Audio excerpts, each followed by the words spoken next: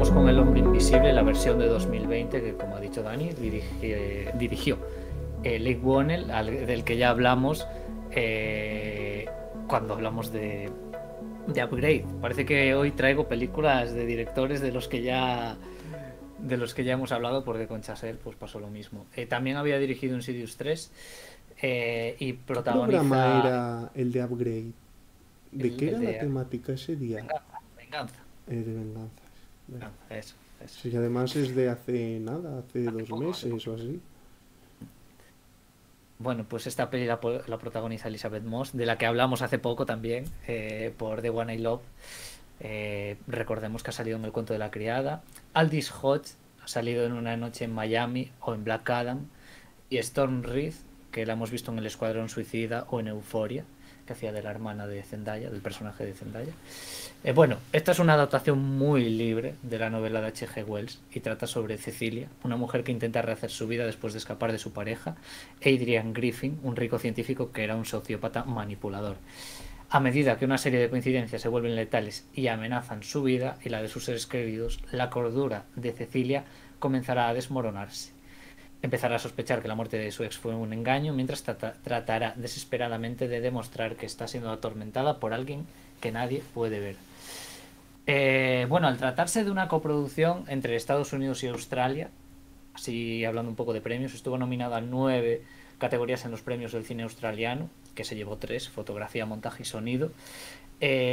Dos cosillas para empezar a hablar de esta película. La primera es que creo que como adaptación es bastante inteligente, es decir, que se separe un poco de lo que es, de lo que era la historia original, de no cometer el error de repetirla, sino mostrar una perspectiva, un comentario social relacionado con la violencia machista más interesante Mm, de lo que podría ser, o sea, más interesante también visto ahora mismo. Yo creo que mm, está bien llevar la historia por esos terrenos.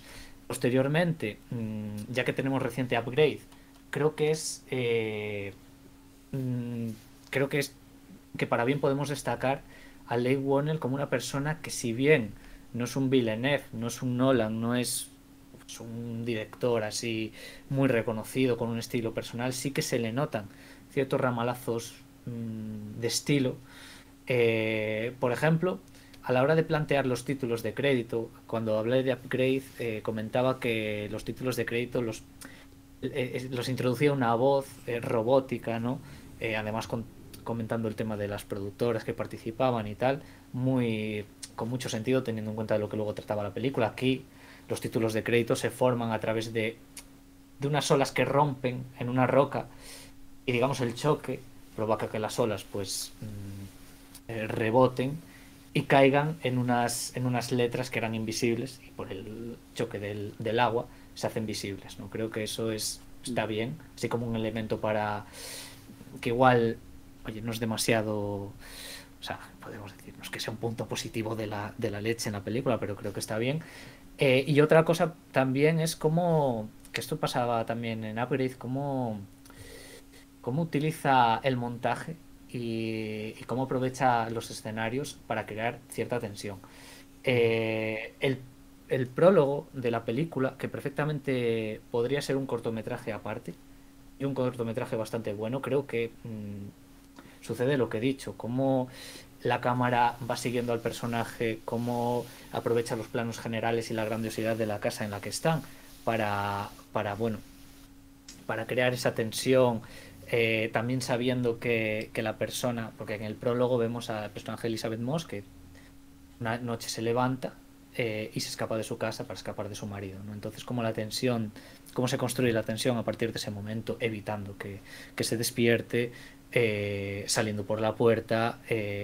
También tenemos que decir que hay una cierta tensión, eh, ¿cómo decir?, hecha a propósito, en el sentido de que siempre hay un problema que surge en ese momento, como por ejemplo cuando suena el coche, cuando le da un golpe sin querer al coche, empieza a sonar.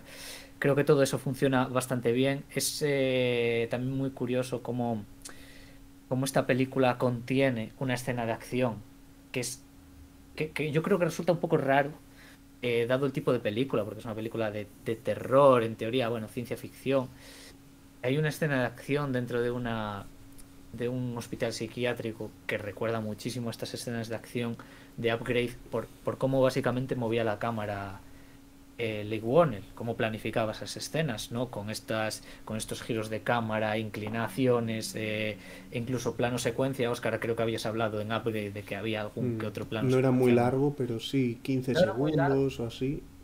Aquí además, yo creo que va, o sea, es decir, siendo consciente de que ya hizo una cosa que igual no duraba mucho, aquí lo vuelve a hacer, porque esa escena de acción es un falso plano secuencia, pero al final podemos introducirlo dentro de un plano secuencia como tal. Y creo que funciona bastante bien, repito, con una muy buena utilización del espacio.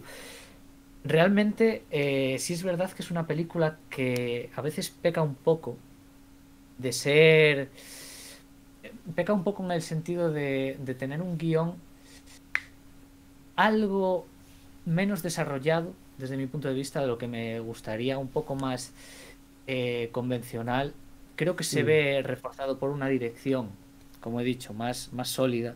O sea, digamos, los problemas que veo en el guión creo que van solucionándose gracias al estilo de dirección que adopta Whannell. Hay otra escena también en una casa, en la casa de los amigos de la protagonista, en la que escucha ruidos, bueno, escucha un móvil en el sótano, va, mm. sube, se crea ahí un clima de desasosiego que está bien. Por cierto, en esa escena, tengo que decir que repite un plano que salía en Insidious. Cuando vemos esa escena, vemos como, que de hecho esto se ve en el tráiler. Eh, digamos que ella mira por el hueco del trastero, no ve a nadie y, digamos, se vuelve hacia atrás y tira un cubo de pintura y ahí es donde vemos al personaje, al hombre invisible, ¿no?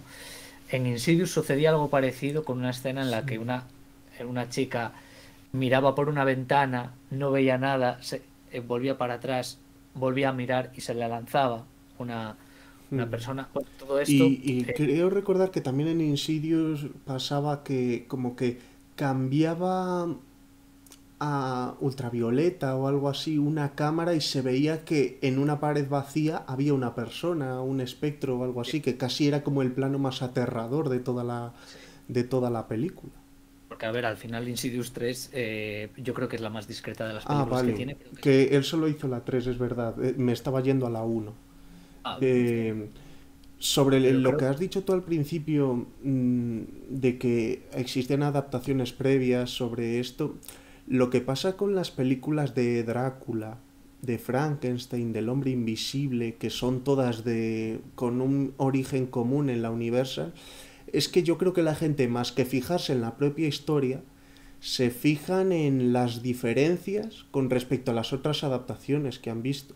Porque ha habido tantas de la mayoría de ellas que la historia general nos la conocemos todos. Entonces, el gran mérito de esta película también es desvincularse lo más que pueda de esta historia. De hecho, el pretexto de ciencia ficción que hay en, en la historia del 32 o por ahí, creo que era de James Whale, no tenía nada que ver con la que hay no. aquí. Aquí hay un pretexto de ciencia ficción bastante más reconocible con el tiempo que hay, porque de hecho la capacidad del hombre invisible para volverse como tal podría ser un invento de, yo qué sé, de Mr. Fantástico. Y en la otra era como un experimento que había salido mal y bueno, a mí también me parece que la naturaleza del villano de esta película eh, hace que el cuadro se comprima mucho más. O sea, lo que tú dices aquí busca... es como un espacio muy grande y muchas veces, ya que has dicho antes de Insidious, el problema que hay en Insidious es que como hay un demonio real, pues el demonio te puede aparecer físicamente en cualquier lado, pero para que te asuste tiene que estar muy cerca, o sea, el plano tiene que ser muy corto. Pero el personaje de Elizabeth Moss en un plano general puede estar perfectamente al lado del otro, pero como es invisible no lo ves, entonces hay una sensación de agobio constante todo el rato cuando sabes que hay alguien por ahí, pero que es imposible de captar. Porque además es una habilidad que yo creo que nadie que tuviera acceso a ella la podría usar para hacer el bien. O sea, siempre que juegas, aunque sea un día, estás tomando unas cervezas, ¿qué harías si fueras invisible? Si es que casi lo primero que piensas siempre, siempre es malo. Y si no es malo para ti, va a ser malo para alguien. O sea que si no es malo, es algo ambiguo. Eh, entonces, yo creo que pocas películas han representado bien esas habilidades y diría que tanto esta como la versión anterior del 32 lo hicieron y la película que hizo Verhoeven creo que lo hizo bien en alguna escena suelta, que precisamente se veían estas capacidades. Yo, bueno, destacar de esta película en primer lugar, porque lo dije antes, me confundí, lo dije en relación con un con un director de fotografía del que teníamos que hablar, era con un compositor de música un poco infravalorado, que es Benjamin Wallfisch.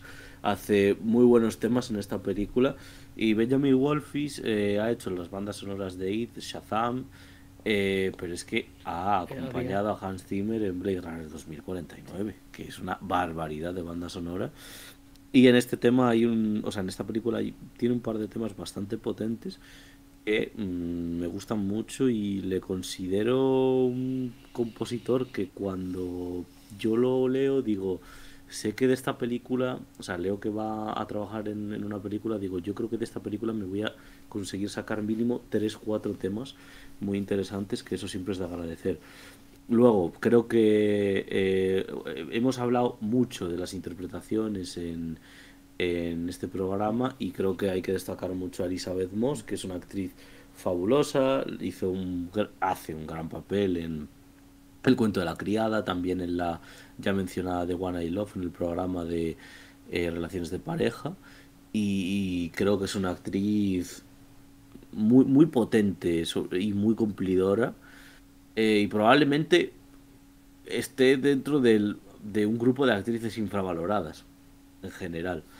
Y luego quiero decir que este giro de la película, o sea, este giro, digo, en cuanto a la concepción de esta historia inicial de H. G. Wells, pues es muy interesante porque hay una crítica real en esta película digamos, partiendo del espectro feminista. ¿Por qué? Porque mm, si recordamos una joven prometedora, en una joven prometedora, la venganza no es la venganza que se produce en esta película. En esta película se utilizan las mismas artimañas que utilizaría un hombre, como el tema de la luz de gas, de yo no estaba aquí, yo no te dije eso, y demás, para consumar esa venganza, ¿no? Es una venganza además física, violenta y demás. En una joven prometedora ocurre de una manera distinta, pero no deja de ser mortal y aún así tienen algo en común. Es lo que critican un poco a las dos películas, que es que no hay manera sistemática de conseguir una condena real a través de la justicia para este tipo de gente, estos tipos de acosadores, de maltratadores, sino que tiene que ser por la propia mano de la mujer, eh, que ésta se libere de su opresor. Y si bien psicológicamente es reconfortante, físicamente es muy doloroso. Es muy doloroso porque estás viendo pues como lo veíamos con el personaje de Casey en Una joven prometedora, estamos viendo una destrucción de una persona, en este caso de una mujer, porque el sistema no, no ayuda Claro, a que su opresor sea claro, y que captado. y precisamente que en esta película sea invisible ese Claro, mal. Claro, eh, la película expone, ¿no? El hecho de que, claro, no lo ves, ella dice que existe, pero la tachan de loca, que ni claro, siquiera sus mejores, ni su hermana, Ujú. ni su amigo o su mejor amigo No. llegan a creerlo. Entonces es como que estamos viéndonos en una situación, pues eso, frustrante porque estás viendo a una persona que puede acabar muerta al final. O sea, ya no es que le hagan putadas, es que llega un punto en que puede acabar muerta, pero que no puede hacer nada. O sea, quiero decir, no puede hacer nada, pero por lo que tú decías también, porque es que lo que le rodea no le ayuda para nada, ¿no? Y eso, por ejemplo, creo que también la película lo demuestra bien. Sí. Yo creo que ahí también cumple bastante. Y hay que mencionar también el tema del Dark Universe, que iba a ser parte de... Es que, Es que vamos, te entra la risa porque al final eso se ha quedado en absolutamente nada, pero bueno, esta película iba a ser parte del Dark Universe, el cual iba a estar formado por actores como Javier Bardem, Russell Crowe, y sí que se hizo otra película del Dark Universe, que es La momia de Tom Cruise. casi mejor que se haya quedado así la peli, ¿eh? En plan independiente y... Sí, a ver, Bueno, pero creo siempre, que no, que siempre va... precisamente esta película se hizo porque el Dark Universe iba a hacer de esta película otra cosa. Creo que iba a ser Johnny Depp, lo previsible en el Sí, hipotético Dark Universe. sí, sí, sí, sí, también estaba Johnny Depp ahí. Bueno, yo creo que lo del Dark Universe ya no pintaba muy bien Hostia, es que... y así que gustándome las historias, a ver, las de vampiros no me vuelven loco, pero por ejemplo gustándome mucho la figura de que si Frankenstein, que si los hombres lobo y no sé qué, pues mira, que las siguientes cosas sobre hombres lobo y tal vayan por otros, ¿no? En plan, a ver si Por otros a lares. ver si las coge, a ver si cogen ese tipo de películas gente rollo Guillermo del Toro, como por ejemplo Robert Eggers y Bueno, gente así. de hecho Guillermo del Toro ahora estaba planificando hacer una de Frankenstein. Es verdad, Ahora mientras mismo. hablamos, Sí, planificado sí. hacer una de Frankenstein, así como antes hablamos del Antimus, tenía con Emma Stone Hmm. una especie de como analogía ahí con la propia historia de Frankenstein. Aunque tampoco Así hay muy que, buenos precedentes de grandes directores encargándose de franquicias así, porque ya en los 90 cogieron a Coppola, a Branagh y a Nichols para resurgir los héroes de la Universal, los monstruos de la Universal, y tampoco hicieron unos peliculones a Coppola todavía, pero ni el ya, Frankenstein ni el lobo de los otros dos salió. Muy bien Entonces, para. que ya hemos visto que ni con buenas manos ha salido. Igual es que es un producto que, claro, como estamos continuamente rascando el mismo material todo el rato, hay como esa necesidad de no pasar página y de no buscar nuevos iconos, pues pues seguirán tirando a ver si consiguen sacar su Dark Universe o su proyecto que sea, pero Hacer una bueno. cosa como quiere hacer DC, que es ujú, hacer un reinicio. Porque es que mm, parece a ver, me sorprende también que por una película así es verdad que fue un bastante fracaso, La momia, bueno, sobre todo de crítica. Pero hombre, sí que igual dentro de unos años puede ser que tengamos como un reinicio o un intento nuevo. bueno, Y mejor tarde que sí es nunca. verdad que pueden salir Mm, cosas interesantes. sí, quizá con una planificación distinta, distintas productoras también, obviamente importa mucho. Quien coge y dice, o sea, ya no es solo, claro, que una parte es importantísima, es la que dice Oscar, de a quién eliges para hacer. Pero luego está la libertad creativa que tú le dejas a esa persona, que luego encima muchas veces es contraproducente, ¿no? Porque supuestamente si eliges a quien eliges, le eliges para que haga lo que hace a su bola, bueno, a su bola, a su estilo, ¿no? Sí. Mm, Y que luego no se lo permitas, pues en fin. sí. Pero bueno, veremos en el futuro a ver si salen cosas Mm. interesantes relacionadas con este tipo de historias. Y, y bueno, podemos, si queréis, entrar en el final del programa. Vamos por la última película, la australiana, Largo fin de semana, que nos la va a traer Oscar.